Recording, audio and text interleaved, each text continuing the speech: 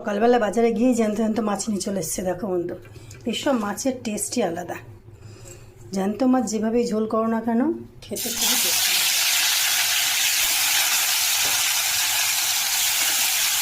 জ্যান্ত মাছ বন্ধুরা যে কোনো কিছু দিয়ে ঝোল করলে খুব ভালো লাগবে।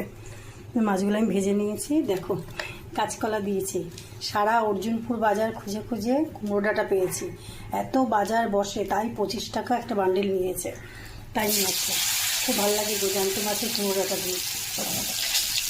সব রকম সবজি দিয়ে ঝোল করবো। দেখো, কাঁচকলা, তিল, আলু,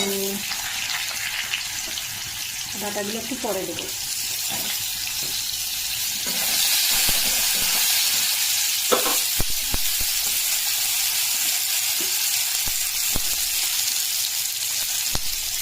দেখো ডাঁটাগুলো, দেখো এগুলো আমি একটু পরে দেবো। একদম কচি ডাঁটা, বুঝেছো? আমাদের বাজারে অর্জুনপুর প্রচুর বাজার বসে, কিন্তু কোনো জায়গায় কুমড়ো ডাঁটা পাওয়া যায় না, লাউ ডাঁটা পাওয়া যায়। এটা একটু পোষা লাগে। ডাঁটাগুলো দিয়ে দিয়েছি। আমি একটু আদা আর জিরে মিক্সিতে বেটে নিয়েছি। আর ইচ্ছা হলে একটু বাটা মশলা দেখতে হবে।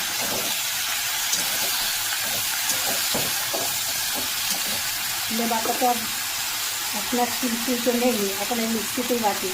হ্যাঁ, যাই হোক, আমি এবারে এটাকে সুন্দর করে কষে একটু হলুদ দেবো। একদম পুরো সাদা ঝোল করবো। কষা হয়ে গেছে, জল দিয়ে দেবো। আমি একটু পাতলা ঝোলই করবো। আমি আর এক মগ জল দিয়ে চাপা দিয়ে দেবো। আমার সব সিদ্ধ হয়ে গেছে। আমি একটু করে মাছগুলো দিয়ে দেবো। সব রকমের মাছ আছে। এটা হচ্ছে সব থেকে বড়ো মাছ। দেখো, কাতলা মাছের বাচ্চা।